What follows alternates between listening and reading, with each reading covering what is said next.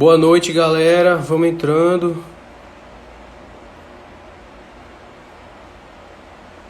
Vamos entrando.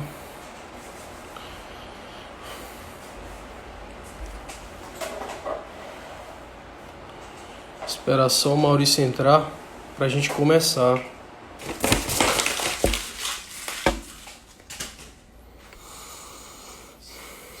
Hoje tá bem recheado.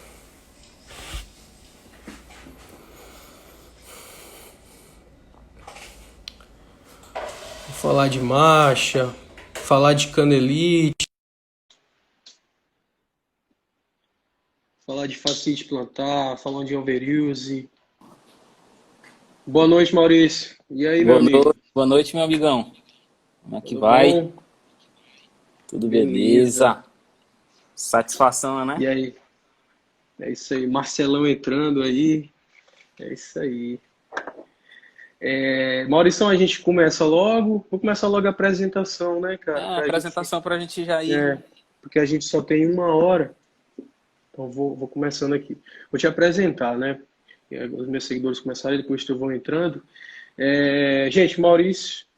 Maurício é meu amigo de infância, né? Maurício é bacharel em Educação Física pela Nova FAP do Piauí, pós-graduado em treinamento desportivo pela Universidade Estadual do Ceará, coordenador e preparador físico do Clube de Corrida do Piauí, personal trainer, da palestra de curso de iniciação desportiva na corrida de rua, preparador físico de atleta de tênis e futebol e organizador de corrida de rua.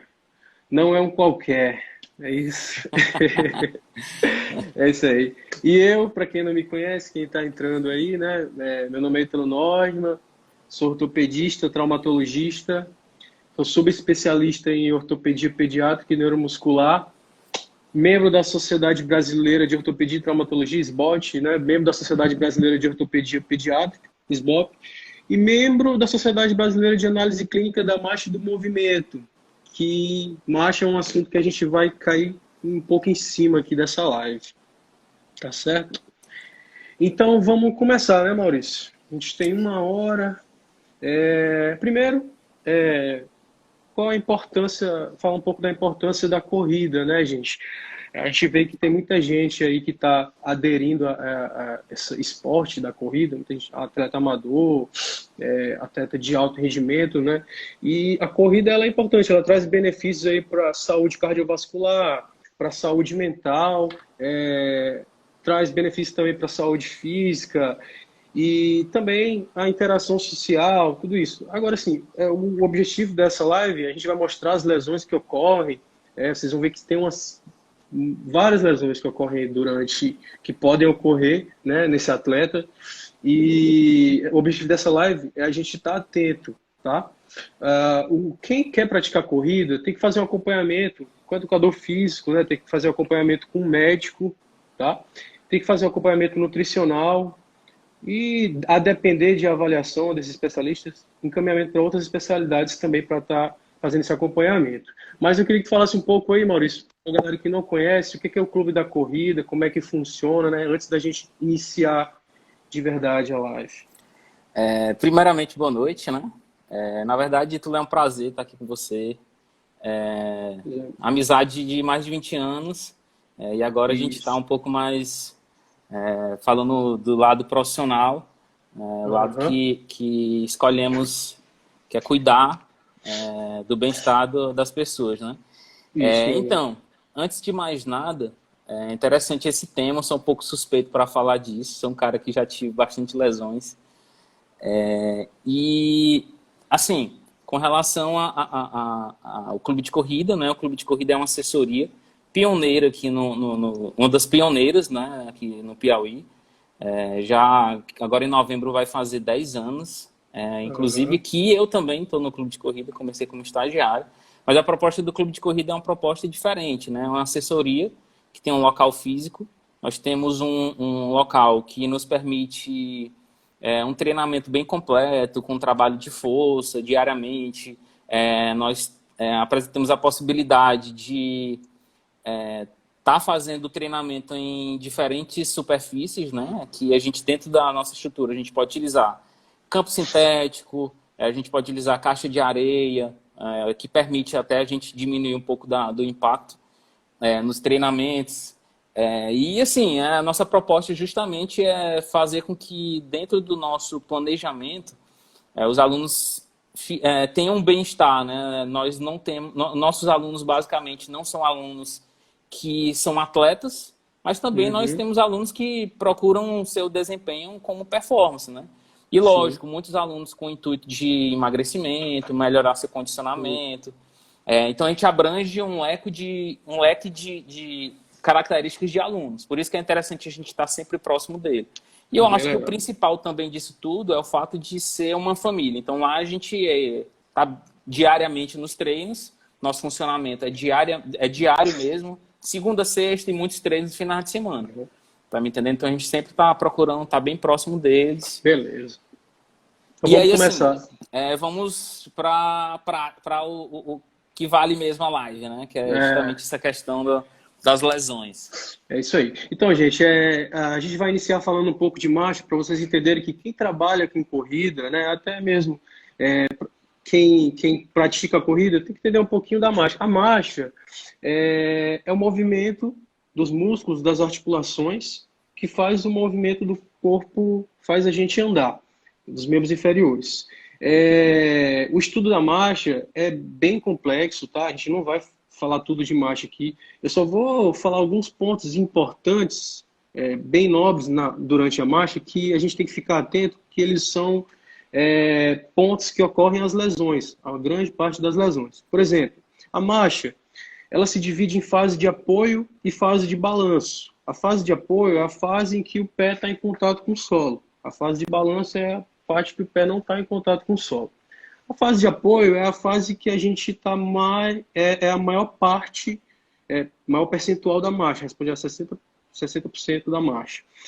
Durante a fase de apoio, no início, a gente tem o apoio do calcanhar, a batida do calcanhar no solo. Esse início já propicia algumas doenças. Se houver um desequilíbrio muscular, por exemplo, o tibial anterior, o músculo extensor aí, dorsiflexor do pé, se ele estiver desequilibrado, isso acaba que causa um impacto maior nesse calcânio. Tá? Um calçado errado também causa impacto maior, pode predispor a uma fasciite, por exemplo, a uma canelite.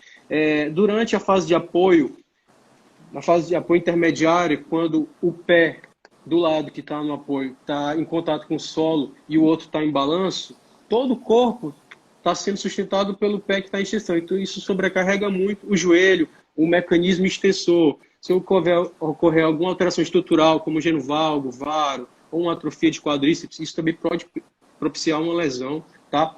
A fase de balanço, né, que o membro está naquele balanço sem contato com o solo, isso também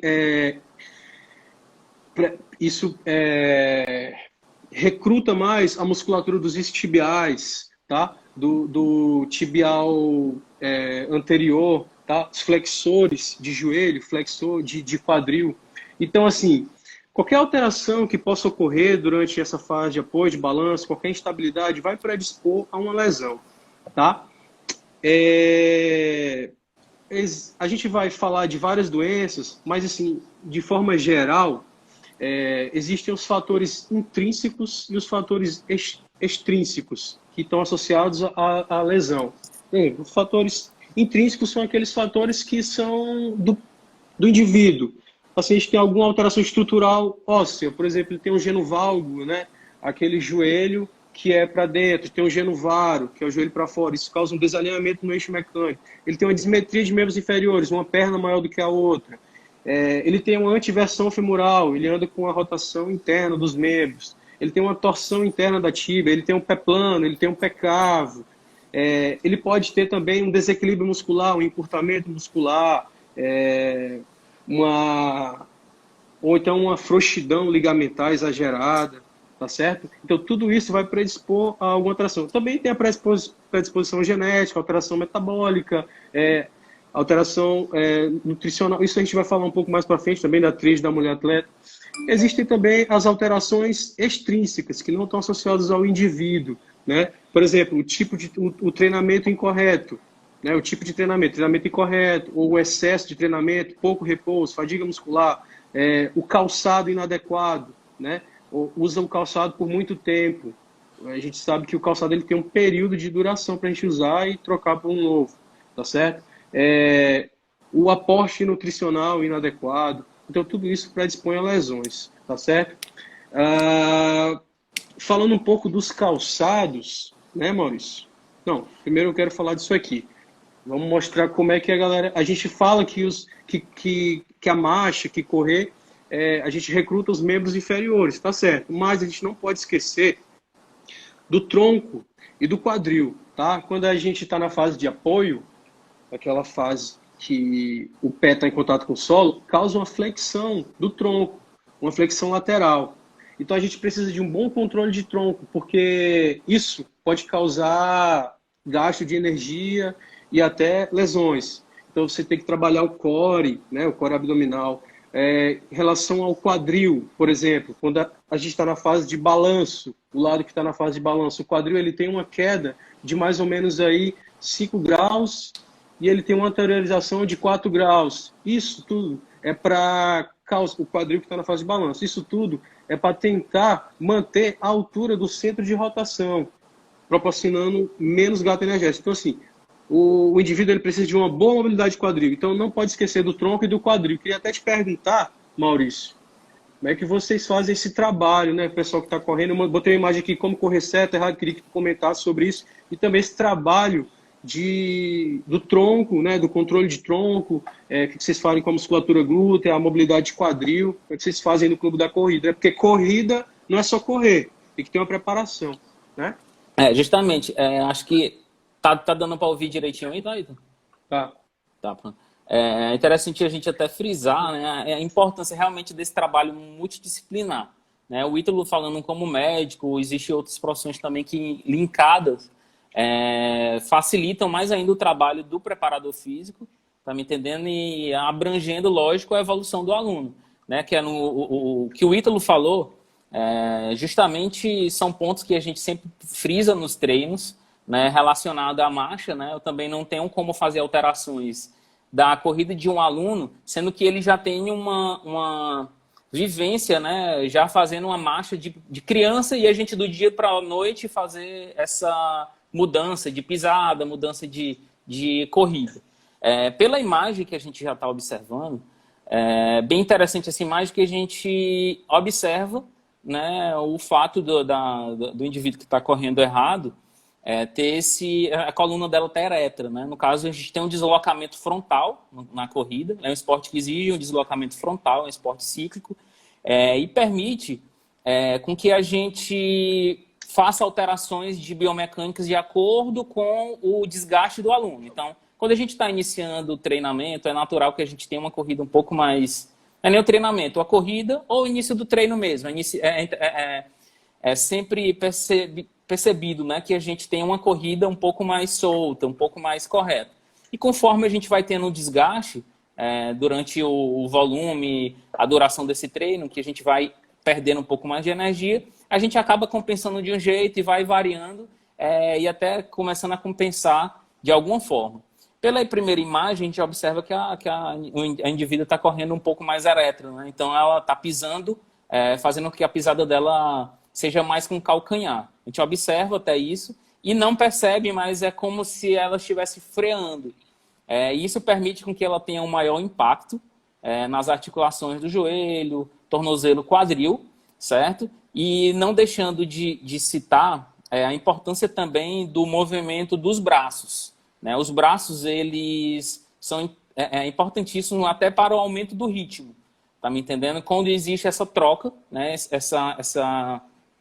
Esse equilíbrio entre membros superiores e membros inferiores. Então, pela imagem da corrida correta, ela está se impulsionando, né, fazendo com que ela tenha uma corrida um pouco mais solta e equilibrando a parte dos membros superiores e inferiores. Lógico, é um grupo em si que está em movimento. Então, nós temos bastante músculos que estão ativando aí, que é o core. Nós temos o próprio glúteo também, que é um dos principais músculos da corrida. E que, lógico, trabalhando em conjunto, a nossa corrida ela vai ter uma economia bem melhor. Beleza, Maurício. É, beleza, bem explicado. Então, assim, agora vamos falar do tipo de calçado, tipo de pisado, que é a grande dúvida da galera, né? O pessoal tem perguntado aí, fez várias perguntas, qual Ítalo, calçado, só, pisar? só, Oi. só um ponto, né? Eu vi até uma pessoa comentando aí, como é que é, de repente, que a gente consegue analisar se a corrida é certa ou errada. Então, como eu falei anteriormente, existem marchas que a gente vem pegando de criança, né? Minha corrida, minha caminhada. E, assim, muitas das vezes é interessante que seja feita uma análise um pouco mais completa, com pontos na esteira, onde a gente vai analisar o indivíduo ali descalço, nos pontos onde seja interessante detalhar, né, quais as regiões mais problemáticas. Lógico, nem todo mundo tem como fazer isso. Então, muitas das vezes, no próprio treinamento, a gente consegue analisar na caminhada de um aluno, no aquecimento do aluno, que está sendo feito uma compensação de alguma forma, né? Então, é Uhum. interessante a gente citar isso porque nem todo mundo sabe que existe esse trabalho de avaliação. Tá me entendendo? Vamos Bem lá, legal. siga em frente aí. Vamos lá. Então, o tipo de pisada, o tipo de calçado, que é a grande dúvida, né, gente? Então, assim, primeiro eu vou explicar o que é cada pé. Existe o pé neutro com a pisada neutra, né? O pé considerado normal, mas na verdade todos os pés são normais. Existe o pé cavo, que tem a cava do pé, né? A cava interna do pé ela é bem mais acentuada, e o pé plano, que não tem a cava, né? Essa pisada mais pronada. Então, qual é o tipo de calçado ideal para cada pé? Vamos lá. A gente primeiro tem que entender a marcha. Durante a marcha, na fase de apoio, né, depois daquela pisada do calcanhar, o pé, quando ele pisa todo, ele tem uma tendência fisiológica a everter, a pronar. Né? Isso é fisiológico porque isso vai fazer com que o pé absorva mais o impacto, ele aumenta a superfície de contato do pé, tá certo? Então o pé ele tende a pronar, certo? Então o que que acontece? Se eu tenho um pé plano, se eu já tenho um pé plano e na pisada ele vai aumentar essa pronação, o ideal é que eu tenha um calçado um pouco mais firme, tá? Para ele que ele não hiperprone e cause instabilidade nessa marcha. Se eu tenho um pé cavo, que é o contrário, a cava aumentada, e aí eu tenho que pronar para aumentar a superfície de contato, então eu preciso de um calçado mais flexível, tá certo? Então o consenso hoje é que, assim, pé plano, o ideal é que tenha um calçado mais firme, pé cavo, um calçado mais flexível para permitir essa acomodação, essa eversão. E o ideal é que seja mesmo um calçado neutro, né, Maurício? A gente até estava discutindo isso. O consenso hoje é que o calçado seja um calçado neutro, mas seguindo essas recomendações, né, que o pé plano seja um calçado mais firme para evitar a hiperpronação e o pé cavo, um calçado mais flexível para permitir a pronação, tá? E aqueles outros requisitos, mas o assunto do calçado é bem extenso, mas assim, o calçado, ele tem que ter, né, o solado tem que ser um solado leve e tem que ter aquela fricção, o contraforte tem que ser um pouco mais firme, tá? Para apoiar a orelha do pé, ela tem que ser bem folgadinha para acomodar ali o dorso do pé, mas é basicamente isso. Quer falar alguma coisa, Maurício, dessa parte? Com relação a gente vai falar, tá falando um pouquinho de pisada e tênis, né? Querendo ou não, no próprio movimento, é natural que na corrida o indivíduo, ele, querendo ou não, ele faça dentro do movimento de pisada uma parte já da supinada, que é o primeiro contato, né? Já faz uma supinação e já na saída do pé já faz uma pronação. Só que, lógico, como é a forma de detectar isso aí, se é de uma forma mais acentuada ou não. Que aí a gente já analisa, o seu pé, no caso... Só te lembrando que eu acho que tu confundiu. Na pisada, pronação e aí a gente faz a supinação para dar a propulsão. Exatamente, exatamente. Já é o inverso. E assim, Isso. querendo ou não, esse trabalho a gente vai chegar já falando também do esporão de calcânio, que é uma das lesões mais frequentes. Eu costumo dizer, Ítalo, que tênis, ele é muito relativo, entendeu? É como se fosse, por exemplo, eu já tive tênis muito confortável, excelente, assim, eu indico ele, mas teoricamente não costumo usar mais, tá me entendendo? Uhum. Então é como se fosse, cada um tem uma capacidade de detectar ali o tênis mais confortável. Não tem assim uma regra, né? A gente tem que obedecer esses critérios, mas é bem individualizado mesmo, né? Hoje em dia tem o teste da pisada também, que a gente pode estar vendo como é que é mais a pisada, mas eu gosto do exame físico, ver o pé, examinar Sim, sim. direitinho o que é que está tendo, onde é que está tendo lesão de pele e tudo. Mas vamos entrar nas doenças agora, né? Vamos lá, nas Então vamos patologias que o lá. tempo é... A famosa fascite plantar, né? O que que acontece, gente? Fascite, primeiro vamos entender o que que é a fáscia plantar. Estou sem um pezinho aqui, né? A fáscia plantar é esse tecido fibroso que fica aqui na planta do pé, tá? Ele se insere no calcânio, tá? E vai até os dedos, tá certo? Como eu falei, a parte da marcha que está mais predisposta a causar a fascite plantar é justamente naquela fase de apoio inicial da batida do calcanhar, né? E aí a gente tem alguns fatores de risco. A pisada errada, né? Ou pronada ou supinada, se não tiver com calçado adequado. Usar sandália rasteira causa maior impacto nessa região. Porque a fisiopatologia da fascite plantar são microtraumas de repetição nessa região. Impacto nessa região. Então, os fatores de risco são os que causam microtraumas. Como eu falei, sandália rasteira, a pisada errada, o terreno irregular. Também tem acomete mais mulheres, tem uma predisposição aí hormonal, mais mulheres de idade, né? Porque essa região do calcanhar tem um coxinha adiposo. Tá vendo a gordura aqui? Então, mulheres que têm alteração hormonal podem perder essa gordura e aí aumenta o impacto aqui da face. O que acontece que as pessoas confundem muito, Maurício? A fasciite é a inflamação da face, né? Onde está vermelhinho ali. Essa inflamação persistente, ela pode calcificar aquela região e formar o famoso esporão de calcânio, entendeu? Então, às vezes as pessoas falam, eu tenho esporão de calcânio. Então, na verdade, você tem fascite plantar. O esporão é secundário à fascite, entendeu? Sim. Tem gente que tem o esporão, mas não tem nada. Pode ser só um achado, tá certo? Mas o problema mesmo é a fasciite, que pode vir acompanhado ou não do esporão.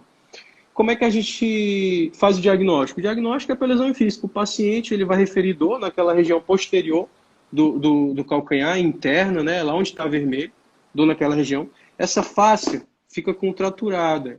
Ela pode também estar associada a encurtamento do tendão de Aquiles, né? A gente testa a mobilidade da articulação do tornozelo. E o tratamento, assim, nem exame de imagem não tem necessidade, assim, o raio-x pode vir ou não o esporão, né?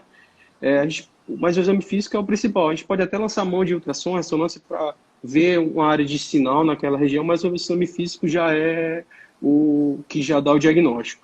E o tratamento são medidas paliativas que a gente vai fazer para evitar com que essas crises aconteçam, entendeu? Então a gente tem que achar o fator causal. Se é o calçado, se é o excesso de peso, sobrepeso, que eu não falei, que é um dos fatores de risco também, né? Se precisa usar alguma palmilha, né, para esse tipo de pé, uma palmilha com elevação de ar, tal. O estresse também, o estresse diário, ele está associado também como fator causal da fasciite. Então a gente tem que achar esse fator causal para tratar a fasciite. Mas as medidas paliativas, quais são, né? Medida paliativa são medidas para acomodar esse calcânio. Então a gente pode passar uma calcanheira de silicone, né? Pode fazer liberação dessa face, porque ela fica contraturada, fazer um trabalho de alongamento dessa face. Quer falar alguma coisa? Na verdade, até falar que muito dessa lesão, ela tende também porque a gente está falando de corredores. E muitos deles têm seu dia de trabalho, o estresse do trabalho. Muitos deles passam o dia a dia de sapato, mulheres de sandália. Querendo ou não, exige um pouquinho dessa ativação dos músculos responsáveis pelo pé ali.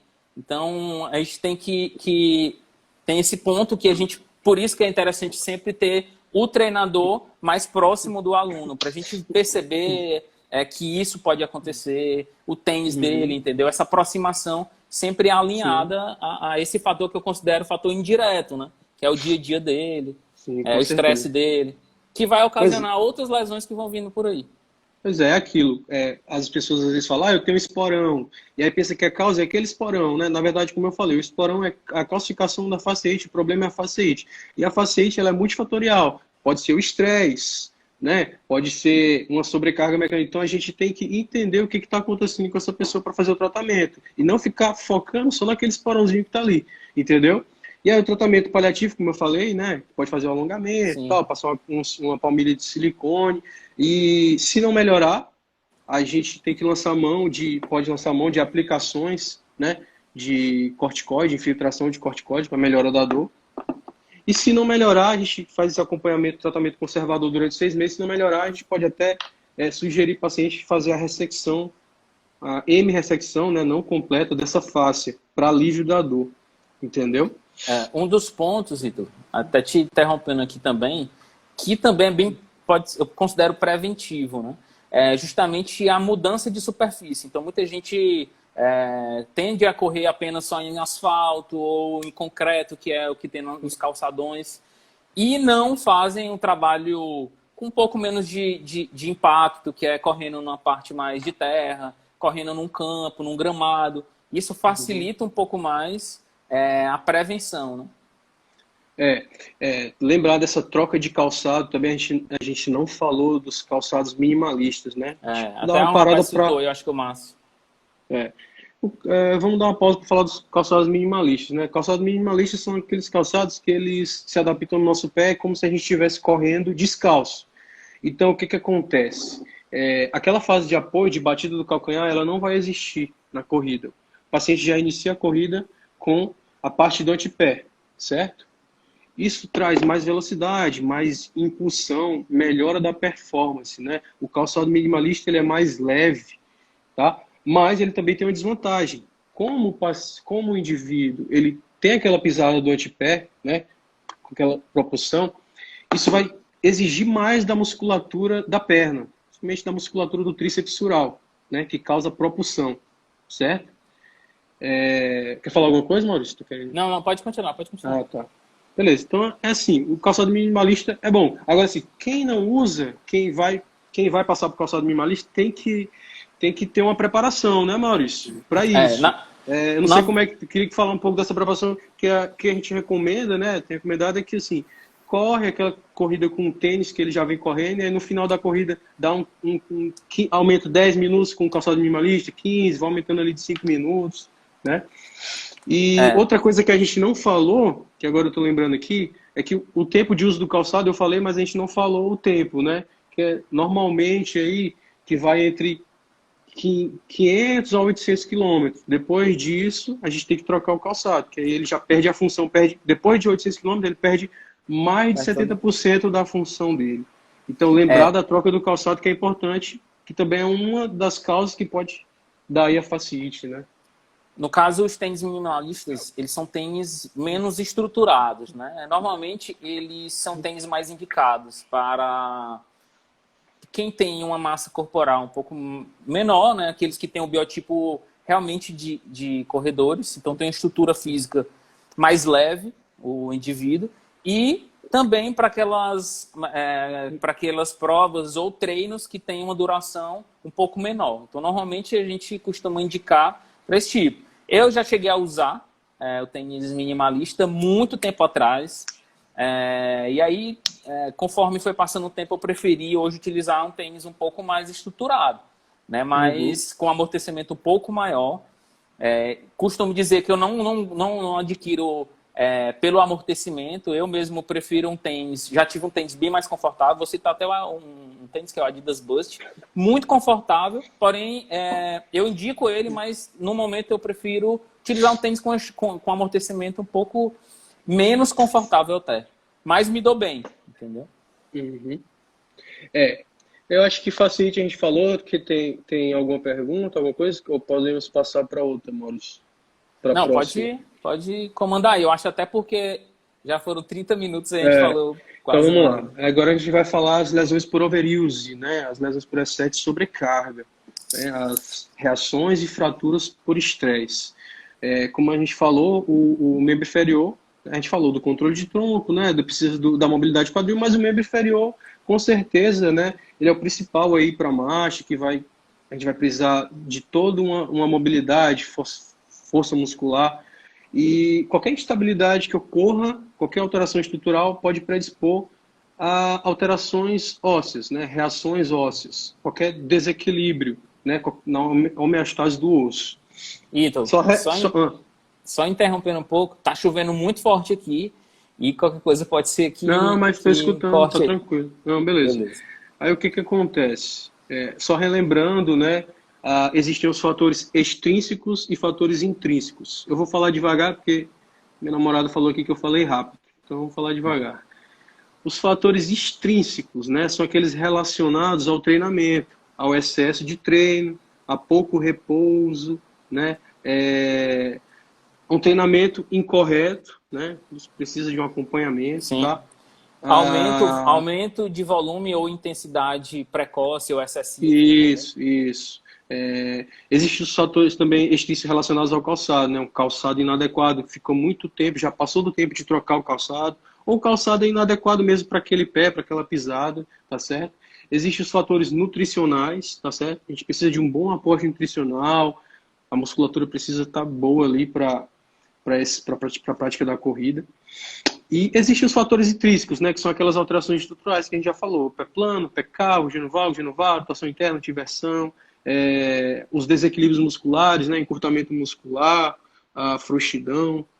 Sim. Então, qualquer alteração... Falta de mobilidade. Falta de mobilidade. Então, qualquer alteração dessa intrínseca pode predispor a alguma reação óssea, né, a uma instabilidade na marcha.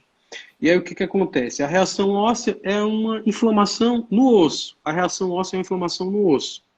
O osso ele fica com uma feridinha ali, fica com a reação. Por algum desequilíbrio desse que a gente falou. E aí o paciente vai ter dor, sensibilidade naquela região. Quando é só uma reação, uma feridinha, normalmente ele nem aparece no raio-x, né?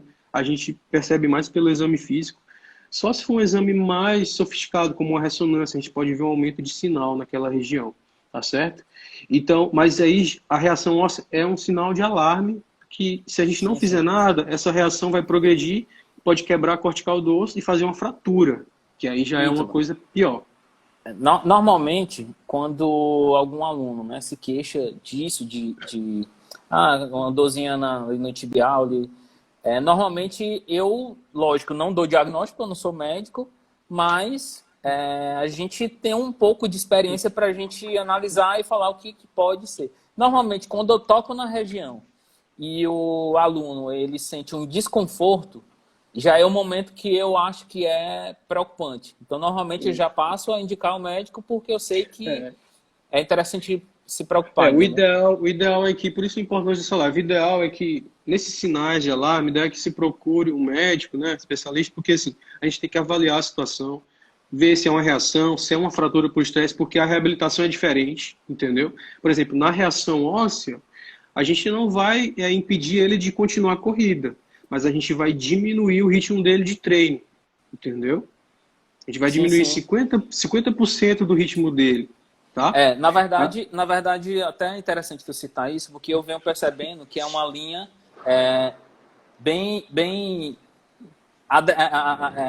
como é que eu posso falar? É uma linha que vem sendo bastante utilizada por muitos médicos, né? Alguns médicos são muito conservadores a ponto de pedir para parar. Eu mesmo, como você sabe, eu tenho... Só que o problema é que se ele tem uma reação óssea e ele para totalmente, acaba que o repouso absoluto também pode prejudicar na reabilitação. É isso que eu falo. É isso que eu comento normalmente.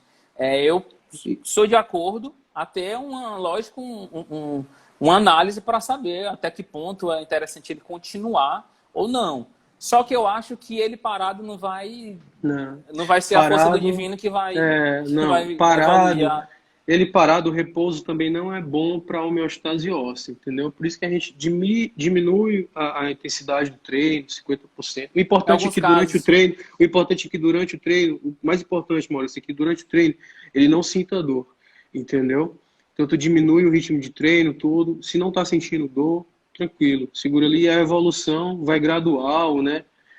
Mas parar totalmente, não. Não é legal. Pode até Eu sou a favor prejudicar. da ativação. Então, Isso. eu mesmo tenho uma parceria muito boa com o Instituto Trato aqui e eles me auxiliam com a prática da atividade. Então, eu É, estou tratando a lesão com treino. só que o que a gente está falando? A gente está falando de reação óssea, né? Da reabilitação da reação óssea. Agora, sim, importante lembrar, essa reação, se não for feito nada, pode evoluir para uma fratura, para quebra do osso.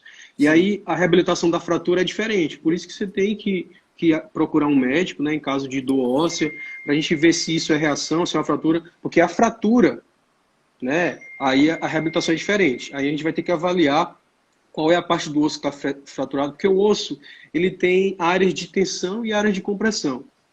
Áreas de tensão causam mais instabilidade na fratura. Então, nesses casos, a gente vai falar da fratura da tíbia, né, da tíbia anterior, que é uma fratura por estresse de alto risco. Aí, nesses casos, o repouso, a parada é total e tem risco até de pseudartrose, ou seja, do Sim. osso não colar. E aí o paciente pode evoluir até para um tratamento cirúrgico. Então, assim, se você sente uma dor óssea, procure o médico. Essa reação pode evoluir para uma fratura. Se evoluir para uma fratura, aí a coisa complica, né? A gente vai ter que avaliar se o tratamento é conservador, mas aí a fratura, normalmente a gente vai deixar aquele repouso sem carga, né? Sem pisar durante 6 semanas, dependendo do local, 4, 6 semanas para a volta. E Interessante. dependendo do local, né? Se pegar uma área de tensão, como eu falei na parte anterior da tíbia, pode evoluir até para um tratamento cirúrgico. Então, assim, uma reaçãozinha que ocorreu numa corrida pode evoluir para uma fratura que pode virar uma fratura cirúrgica, entendeu? Tá vendo como é que a coisa E pode... um detalhe, então, muitas das vezes a reabilitação ela é realizada em uma região que apenas tem uma disfunção. Então, por exemplo, eu posso ter uma fragilidade de glúteo e que pode estar me ocasionando isso. Então, muitas das Uhum, vezes não é a causa da lesão. Tá entendendo? entendi. Vamos passando aí que tá Vamos indo. passando. Quando a live é boa, passa rápido que a gente nem vê. É. Deixa eu só citar isso aqui, que isso aqui é importante, né? Não é tão comum, mas pode acontecer. Principalmente em atletas que estão praticando também a parte da hipertrofia, né? Seria a síndrome compartimental. A síndrome compartimental é o aumento da tensão do compartimento muscular, né? A perna é o compartimento que mais tem uma tendência a evoluir para essa síndrome compartimental, né? Aumento da pressão nesse compartimento. O que acontece? Há um aumento da pressão e começa a comprimir nervo, vaso, o paciente tem paralisia, parestesia, né, formigamento, dormência, o pulso reduzido, dor intensa. E aí, assim, a síndrome compartimental é uma urgência ortopédica. A gente tem que liberar aquela face para trazer esse alívio. Tá? Ela pode acontecer no corredor. Existe o que a gente chama de síndrome compartimental crônica. Há um aumento dessa tensão durante a corrida, né? E aí é o que diferencia das reações ósseas, é porque a reação óssea, como a canelite que eu vou falar, a dor começa ali no início da corrida, mas depois passa e volta depois da corrida. A síndrome compartimental crônica, ela dói durante a corrida toda. E ocorre um inchaço na perna. Então, eles ficar atento, tá? Por causa de formigamento, dormência, paresia, né? Fraqueza, tudo. Procurar também o ortopedista, tá? Para avaliar direitinho. É só para citar mesmo. Agora a gente vai falar aqui da famosa canelite, né? E Aqui. eu considero uma das lesões bem frequentes, viu? Na É. verdade, sim, eu queria até começar citando que o que acontece muito, às vezes, da canelite, né? Às vezes o atleta aumenta o volume de uma forma precoce, aumenta a intensidade de uma forma precoce. Lógico, existem outros fatores, mas esses pontos eu analiso como um dos principais. Muitas das vezes o atleta tem um volume de treino semanal e no dia de descanso ele está em casa, vou correr, porque sabe que corrida é um esporte que vicia. Então, acontece muito desse aumento. Eu até, inclusive, gosto de frisar, né, que o volume de treino ele é até um pouco mais arriscado do que o aumento da intensidade. Então, o aumento do volume, na minha opinião, ele tende a ser um pouco mais prejudicial do que até a intensidade. Entendi. Beleza. É o Vai lá, seguinte. arrocha aí sobre canelite aí. Vamos lá. Canelite. A canelite, a fisiopatologia é a mesma, né, da reação óssea, né, da fratura por estresse também. Tá me escutando, Luiz? Tô, tudo certo. Beleza. É a mesma, né? Aqueles fatores extrínsecos, intrínsecos. Só que o que é a canelite? A canelite, inicialmente, ela não é a inflamação do osso, é a inflamação do periósteo, né? O periósteo é uma camada que cobre o osso, tá certo? Então seria um início mais ainda... Oi, tá me Voltou? escutando? Acho que deu uma... Então, Agora assim, sim, vai. a canelite é uma inflamação do periósteo, né? Da capa que cobre aí o osso. E aí, assim, ela segue aquele mesmo padrão da reação óssea. Tem dor, tem sensibilidade naquela região, tem que entender, tem que procurar um especialista para a gente entender o que está acontecendo, tá? O que está causando essa instabilidade, esse desequilíbrio, se é ósseo, se é a pisada, se é o calçado, se é estrutural. Recuperação pós-treino. Isso, porque o que acontece? Essa canelite, periostite, né, que é a inflamação do periósteo, ela pode evoluir para uma reação óssea, que a reação óssea pode evoluir para uma fratura por estresse. Então segue aquela mesma sequência, só que a canelite seria uma coisa mais precoce do que uma reação óssea, entendeu? A reação óssea já seria uma ferida no osso, na medular do osso, tá bom? Mas segue aquele mesmo padrão. Assim, falando um pouco do tratamento da canelite, né? Tem que entender o que está acontecendo, para a gente ter que achar o fator causal para tirar, para corrigir. Mas o tratamento inicial é aquela coisa, a gente não vai parar, o atleta não vai parar de fazer o treino, a gente diminui o ritmo. A gente pode até lançar a mão, não sei se aí vocês têm feito a kinesioterapia para trazer mais estabilidade, analgesia daquela região, tá certo? Sim, na verdade nós temos um acompanhamento de fisioterapeutas que costumam fazer esse trabalho, né? Uhum. Dentro da parte de reabilitação. Sim.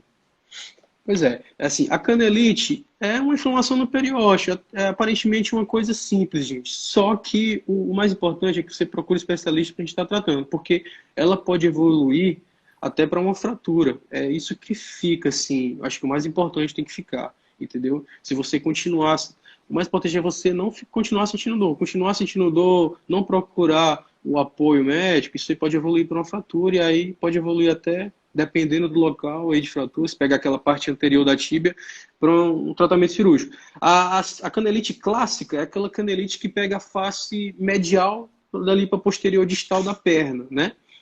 Uma canelite que a gente fica mais de cabelo em pé assim, mais grave, seria aquela que pega a parte anterior da perna, que aí pode pegar a cortical de tensão do osso e evoluir para uma fratura por estresse, que tem uma tendência para cirurgia, tá bom? Ítalo, Isso. até aqui eu vi a Ruama colocando aqui frisando aqui um ponto, né, dizendo que em mulheres tem uma maior propensão para todas as lesões. Sim, assim como a condromalácia, né? Eu vou explicar porque isso Pois é... é, eu lembrei desse ponto. Eu vou te perguntar justamente isso. Eu vou querer até com a Ruama, se ela puder. Ela fez um estudo, acho, sobre lesões na corrida. Aqui em Teresina, antes dela ir embora, eu acho que ela fez estudo. Eu queria até perguntar para ela se ela poderia colocar aqui o que foi no estudo. Mas com relação à canelite, também tu acha que é alguma coisa que envolve a questão hormonal ou não? Na verdade, as mulheres, né, por uma questão hormonal, elas têm o estrogênio, certo? E tem mais estrogênio. E as mulheres, elas têm uma tendência a ter uma instabilidade ligamentar, uma frouxidão ligamentar, entendeu? É por isso que elas têm uma tendência a ter a condromalácia, né, que seria uma instabilidade da patela. A patela ela fica um pouco frouxinha ali no joelho e acaba que fica roçando a cartilagem, tá bom? E é por isso que ela tem uma propensão também a ter as juntas um pouco mais molinhas. E tem a propensão para lesão, tá? Então, assim, essa frouxidão ligamentar que acontece, entendeu? As juntas delas, as articulações são um pouco mais molinhas da mulher, por uma questão hormonal mesmo, tá certo? É justamente isso que eu ia te frisar aí. Com relação, até que a gente citou a condromalácia patelar, não sei se eu estou passando já de vários pontos que sejam interessantes, mas a condromalácia, elas são divididas em graus, né? Isso. Se me permite, são 3 graus, é isso? Rapaz, existem várias classificações. Na ortopedia, a gente classifica tudo, entendeu? A gente classifica fratura, classifica... Existem várias classificações, né? Mas... E aí, pode falar. Até por essa pergunta, né, dos graus, até que ponto, por exemplo, tu permitiria que uma corredora ela continuasse correndo ou é que ela iniciasse na corrida? Ou tá, não então tem muito isso, vai de caso a caso? Vamos falar da condromalácia, né? Então eu trouxe o joelho aqui, ó. O que acontece? A condromalácia é o desgaste da articulação da patela, a bolachinha aqui do joelho. A articulação é essa parte que fica em contato aqui com a tróclea, tá? E ela começa, a cartilagem da patela começa a desgastar. Isso acontece mais em mulheres porque o joelho, ele é feito basicamente, ele é multiligamentar, né? Ele tem osso, mas tem muito ligamento. E como eu falei, as mulheres têm uma tendência à frouxidão. E acaba que essa patela fica um pouco mais soltinha aqui. Na verdade, ela tem uma tendência a estar mais lateralizada, tá?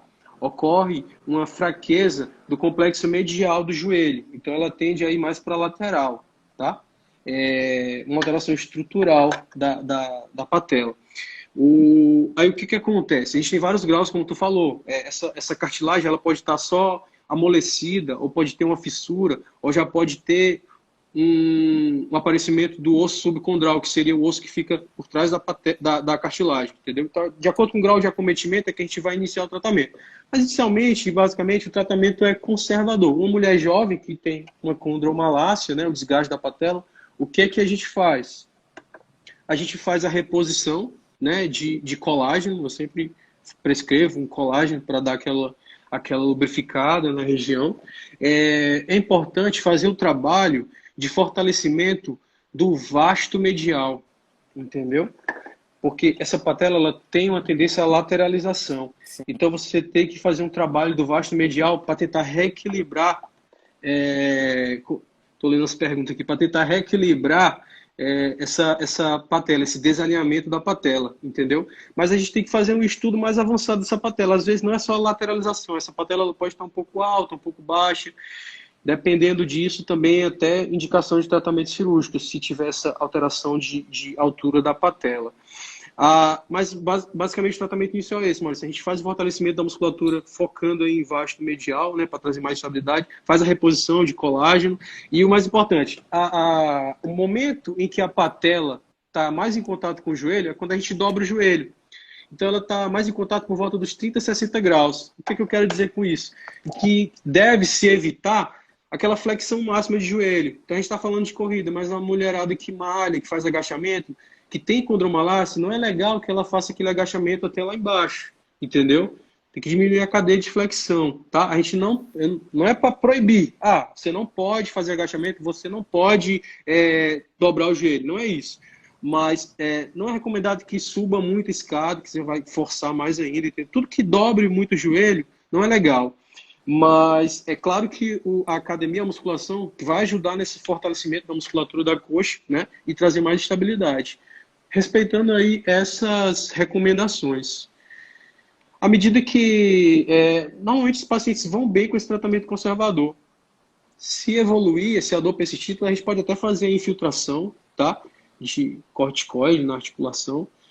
E cirurgia, a gente prolonga muito esse tratamento conservador, porque na grande maioria vai bem, entendeu?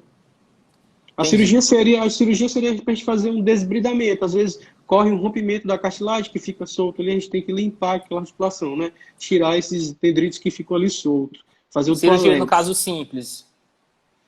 Bem simples ou complexo? Chega a ser complexo? Não, é uma cirurgia simples, né? É artroscópica, entendeu? Mas, assim, a grande maioria das vezes não tem indicação, tá? O tratamento conservador vai bem. Por isso que o ideal é que faça o tratamento precoce, né?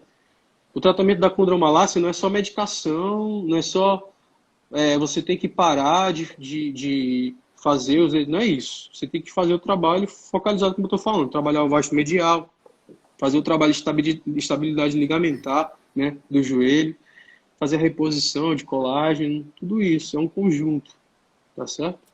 Tá. Ítalo, acho que o tempo aí, acho que faltam 10 minutos para fechar a live. Pô, falta um monte de coisa aqui, cara. Falta, foi isso que eu tava comentando. Eu já ia até Não acredito. a Não, deixa eu gente... falar aqui rapidinho de entorse, Vai lá, tá? Rocha. Vamos lá. Então, assim, gente, o que que acontece se a sua pisada for errada, for pronada, for supinada, né? E você não usar o calçado adequado na marcha? Às vezes você tem um pé plano rígido, tem que avaliar se tem alguma barra óssea, alguma coisa social. Mas o que que acontece se essa pisada for errada? Você pode ter instabilidade na marcha e causar entorses. Não é tanto a realidade da corrida, mas pode acontecer também a entorse, né? Deixa eu ver se eu tenho aqui a imagem. Deixa eu botar aqui. Tá, entorse. Então, assim, a entorse, elas têm uma predisposição, toda entorse tem um grau de lesão ligamentar, um estiramento, uma ruptura parcial, total. O ideal é que você procure, né, em caso de entorse, um inchaço, não consegue pisar, tem que procurar o ortopedista para avaliar, porque a gente vai examinar o pé, certo? Você tem que procurar, tem alguns pontos específicos que a gente examina. Tem muito estudante aí, né? Então eu vou falar um pouco da propedêutica aqui da entorse, rapidinho. Você tem que palpar a base do quinto meta, né? Do quinto metatarso, seria a famosa fratura do Neymar, tá? Pode ter uma fraturinha ali em caso de entorse. O mecanismo da entorse mais comum é esse, supinação, tá? Supinação e inversão. Então você tem que palpar a base do quinto meta, você tem que palpar os maléolos lateral e medial também, para avaliar a acessibilidade nessa região. Avaliar o grau de comprometimento ligamentar, né? Se o paciente puder resistir, a gente pode fazer uns testes de ligamento.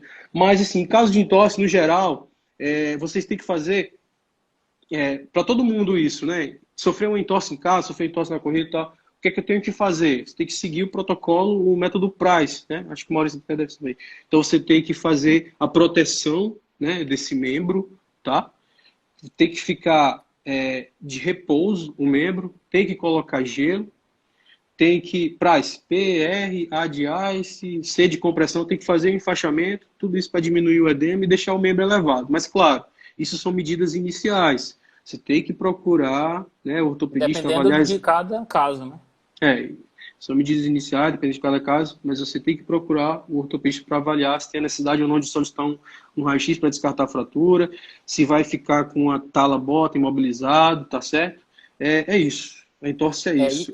Até essa lesão, Ítalo, ela, ao meu ver, ela não é uma lesão muito frequente em quem corre em asfalto. Normalmente é uma lesão para aquela turma que faz o cross-country, que costuma correr no meio do mato, entendeu? Uhum. E normalmente acontece pela mudança de superfície, desnível, né?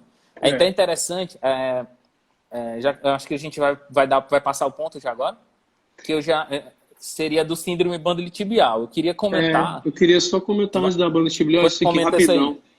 Vai lá. O pessoal fala, eu tenho genovaro, eu não posso correr, eu não posso... Então, assim, gente, o que acontece? Eu não falei no início, mas vou falar agora que estou lembrando, né? Vai lembrando e vai querendo falar. 20 a 30% dos corredores vão sofrer alguma lesão osteomuscular durante aí, o longo da vida, né? E os fatores que se viu nos estudos que estão mais predispondo esses corredores a ter lesão é o quê? Ele tem alguma comorbidade anterior, né? Alguma lesão óssea, alguma lesão osteomuscular, né? Se ele já fez alguma cirurgia, se ele tem uma artrose, tá certo? E também outro fator associado é aqueles corredores que correm mais de 65 km por semana. Quem corre mais de 65 km por semana também tem uma maior chance de ter lesão ortopédica. Então, o que acontece também no genovário e no genovalgo? Tá aqui, o genovário é essa perna tortinha, o joelho para fora, o genovalgo, o joelho para dentro. O que acontece? Ocorre uma alteração no eixo mecânico. O eixo mecânico é o eixo que passa o peso do corpo, que vai do centro da cabeça do fêmur até o centro do tornozelo. Ele tem que passar no centro do joelho. Quando a gente tem uma alteração angular, um valgo, um varo, esse eixo mecânico ele passa fora. Isso acaba que sobrecarrega aquela parte do joelho que ele está passando e causa instabilidade. E com o tempo pode causar até desgaste, dor. Então, assim, em caso de essas alterações angular, varo, valgo, a gente tem que avaliar o eixo panorâmico desse paciente, se está muito alterado o eixo mecânico, se tem a necessidade de um tratamento inicial com palmilha, né, paliativo, avaliar se já tem um cometimento degenerativo de artrose, qual o grau da artrose, tá certo? Outra coisa que eu falei aqui, que comorbidade, né, predispõe a artrose precoce, né? Então, assim, só lembrando nosso colega Maurício aí, que já operou o joelho, né?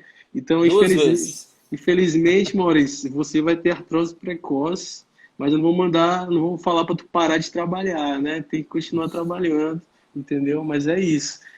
Quem já teve alguma cirurgia, alguma alteração ortopédica, tem uma tendência a ter o desgaste mais precoce. A artrose é o desgaste natural da articulação.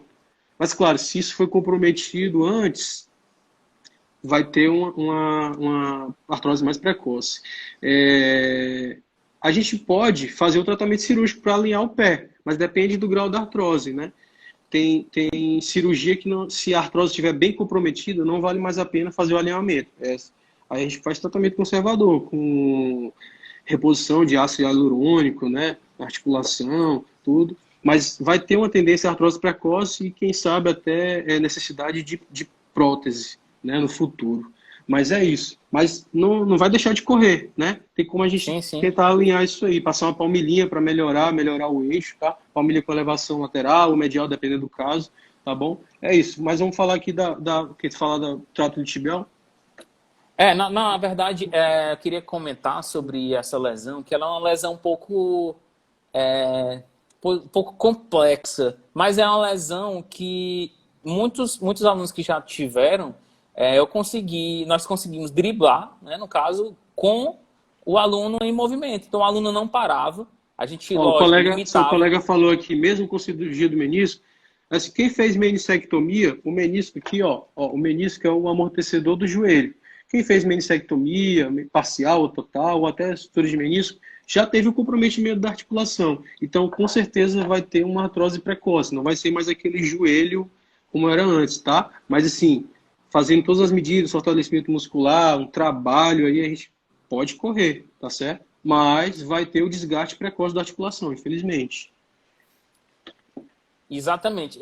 E falando da síndrome de banda tibial, nós conseguimos, em bastante casos, driblar, né, a dor, lógico, de caso para caso, né? Foi uma das lesões no qual nós conseguimos ter bastante resultado, alinhando em treinos separando em treinos onde o aluno conseguia finalizar sem que tivesse nenhum incômodo. Né? A gente tem que conhecer cada aluno, muitos dos alunos. Em alguns treinos eu permiti tirar o impacto, outras vezes essa sobrecarga ela era evitada com a bicicleta, de outra forma e, lógico, fortalecimento, né? Só falando um pouco da fisiopatologia, eu recebo a mensagem quando for.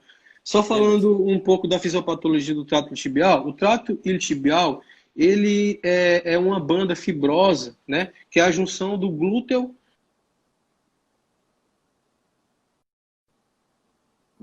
Pode ir. É a junção do glúteo com a fáscia lata. Vai formar o trato tibial, né? Abdutor aí da coxa. Ele fica roçando ali durante a corrida, né? Que faz o movimento de flexão. O que justamente fica mais roçando fica roçando no fêmur ali. Porque você está correndo aqui, você começa bem e aí do nada ela começa a dar. Mas o que acontece? O que se vê, Maurício? Aqui tem um desequilíbrio muscular, entendeu? Você tem que trabalhar bem o fortalecimento da musculatura abdutora da coxa, entendeu?